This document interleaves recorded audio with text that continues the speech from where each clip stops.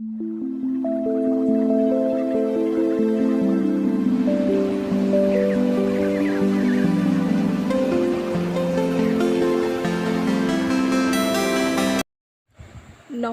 শুভ সকাল। সবাইকে জানাই অনেক শুভেচ্ছা ভালোবাসা জানিয়ে আজকে ব্লগটা আমি শুরু করছি। তো আজকে সকালবেলা উঠেই সমস্ত বাসি কাজ সেরে এই স্নানটা করে নিলাম। আর এদিকে সকালের টিফিনটা হবে পাউরুটি আর টক দই আনতে বলেছিলাম। টক দই ছিল আর পাউরুটিটা আনতে বলেছিলাম। তো এই যে টক দইটা ফ্রিজে ছিল, আমি বাইরে বের করে রেখেছি, আর পাউরুটিটা ছেঁকে দিচ্ছি। তো সকালে আজকে এই বলেছিলাম যে হাতে রুটি করে দিই, আটা রুটি। তো মিষ্টু বললো না পাউরুটি খাবে, সেই জন্য পাউরুটি আনা হলো। তো এই যে দইতে আবার একটু চিনি না দিলে খাবে না, সেই জন্য সামান্য একটু চিনি দিচ্ছি। তো দইতে চিনি খেলে সেই উপকারটা থাকে না টক দইতে, তবুও খাবে না বলে দিচ্ছি। তো আজকে ভাবলাম একটু এগ বিরিয়ানি করব, ডিমের বিরিয়ানি। তো চাল অল্প ছিল আর একটু আনতে বললাম, এই যে চাল নিয়ে এসছে। তো চালটা আমি ভালো করে ধুয়ে তারপরে ভিজিয়ে রাখছি। আর ডিমটা তো সেদ্ধ বসিয়ে দিয়েছি। আর এদিকে মশলাগুলো করে নেবো। এই যে দুটো পেঁয়াজ নিয়েছি মাঝারি সাইজের, আর আদা রসুন আর একটা আলু নিয়েছি। তো বিরিয়ানিতে আলু না দিলে যেন ভালোই লাগে না। তো পেঁয়াজটা আমি কেটে নিচ্ছি। আর এদিকে ভাতের জল বসিয়ে দিয়েছি। এই যে লবণ আর গোটা গরম মশলা দিয়েছি। গোটা গরম মশলায় আছে সাজিরে, জায়ফল, জয়িত্রী আর গোলমরিচ আর এলাচ, লবঙ্গ, দারচিনি। তো জলটা ফুটে ওঠার পরে আমি চালগুলো এখন দিয়ে দিচ্ছি।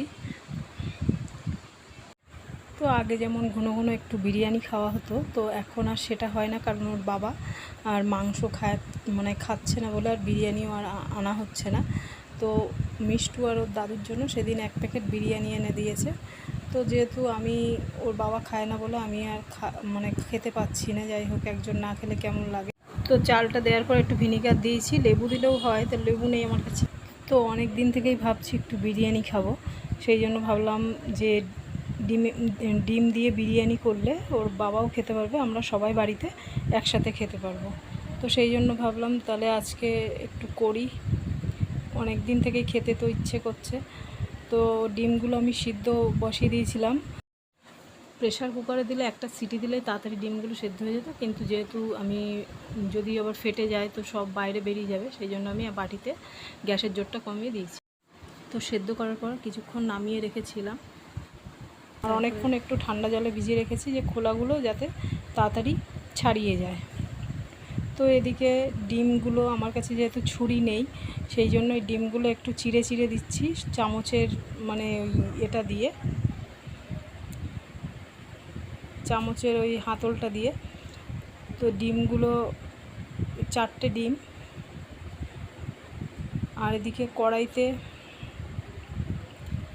তেল দিয়ে দিয়েছি, সাদা তেল, আর একটু হলুদ গুঁড়ো দিয়েছি, আর একটু কাশ্মীরি লঙ্কার গুঁড়ো দিয়ে তারপরে ডিমগুলো ভেজে নিচ্ছি। আর অল্প একটু লবণ দিয়েছি। তো ডিমগুলো একটু লাল করে ভেজে নিয়েছি, আর তারপরে আলুগুলো একটু ভেজে নেব। এই যে একটা আলু দিয়েছি বড় দেখে, তো একটা আলু হতেই যথেষ্ট হয়ে যাবে। তো আলুগুলো আমি সিমে দিয়েও ভাজি যাতে অর্ধেকটা সিদ্ধ হয়ে যায়, সেই জন্য গ্যাসের জোর কমিয়ে কমিয়ে ঢেকে ঢেকে আলুগুলো ভেজে নিচ্ছি। আর এদিকে শিলে মশলাগুলো করে নিচ্ছি, আর মিক্সচারটা বের করলাম না। তো আদা রসুনটা পেস্ট করে নিচ্ছি, আর পেঁয়াজ তো কেটেই নিয়েছি, কুচিয়ে নিয়েছি। তো আলুগুলো ভাজা হয়ে গেছে। আর এদিকে আর একটু তেলের মধ্যে ঘি দিয়ে দিলাম, ঘি দিয়ে আর এই যে গোটা গরম মশলা, এলাচ, গোলমরিচ, জয়িত্রী, একটু দারচিনি, লবঙ্গ আর একটু তেজপাতা দিয়ে দিলাম। তো এই যে পেঁয়াজটাও দিয়ে দিলাম, দুটো পেঁয়াজ দিয়েছি, মোটামুটি বড় দেখে, মাঝারি সাইজ। তো পেঁয়াজটা আমি ভেজে নিচ্ছি। তো গ্যাসের জোরটা একটু কমিয়েও দিয়েছি। তো এই যে একটুখানি পেঁয়াজ আবার সাইড করে রেখে দিচ্ছি, যখন ওই ভাতগুলো দেবো এর মধ্যে, ডিমের মধ্যে, তো তখন একটু বেরেস্তাটা ছড়িয়ে দেবো, তাহলে ভালো লাগবে। তো এই যে হলুদ গুঁড়ো, লঙ্কা গুঁড়ো দিয়ে দিলাম, কাশ্মীরি লঙ্কার গুঁড়ো দিয়ে দিলাম, দিয়ে একটু নাড়াচাড়া করে নিচ্ছি। আর আদা রসুন পেস্টটা তো দিয়ে দিয়েছি। আর এই যে একটু দই, টক দই জল ঝরিয়ে নিয়েছিলাম, নিয়ে এর মধ্যে গুঁড়ো মশলা, ধনে গুঁড়ো আর জিরে গুঁড়ো দিয়ে আর একটু সামান্য জল দিয়ে ভালো করে গুলে নিয়ে তারপরে ওই এর মধ্যে দেবো, মশলার মধ্যে দিয়ে দিলাম, দিয়ে একটু নাড়াচাড়া করে নিলাম যাতে মশলাটা পুড়ে না যায়। তো সামান্য একটু টক দই দিয়েছি বলে সামান্য একটু চিনিও দিয়ে দিলাম, তাহলে টক ভাবটা আর লাগবে না। তো টমেটো থাকলে ভালো হতো, আমার কাছে টমেটো নেই, সেই জন্য আর দিতে পারলাম না। তো এই যে তেল ছাড়লে এই যে লবণ দিয়ে দিয়েছি, আর আলু আর ডিমটাও দিয়ে দিলাম, দিয়ে একটু নাড়াচাড়া করে নেব, হালকা করে নাড়াচাড়া করে নিচ্ছি, নিয়ে সামান্য একটু জল দিচ্ছি গ্রেভির জন্য, বেশি জল দেব না।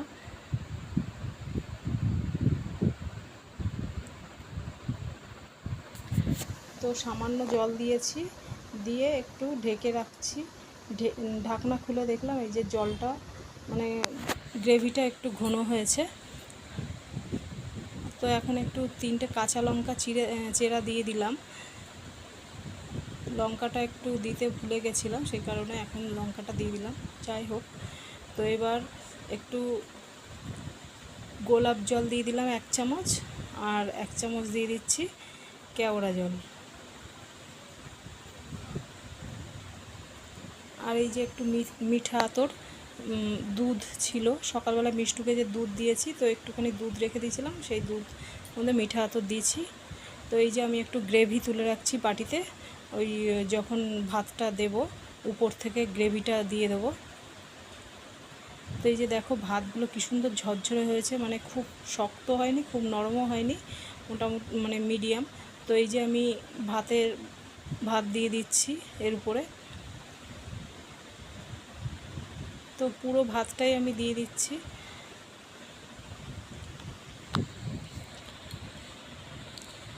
এই যে গ্রেভিটা উপর থেকে দিয়ে দিলাম, ডিমগুলো উপর থেকে দিয়ে দিলাম, আর ঘি তো দিয়ে দিয়েছি। ঘিটা কি মানে এই ঘিটা এই প্রথম নিয়ে এসছে, তো ঘিটাও আমি দিয়ে দিলাম পরিমাণ মতো। আর এই যে বিরিয়ানির মশলাটাও দিয়ে দিয়েছি,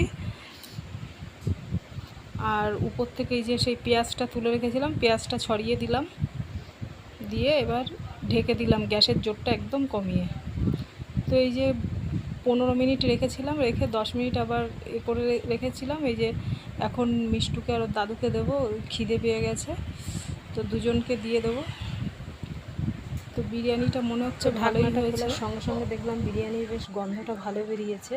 তো এই যে মিষ্টু বলছে এই প্লেটে মিষ্টু খাবে, তো ওকে এতে দিচ্ছি, আর ওর দাদুকে আরেকটা থালায় বেড়ে দেবো।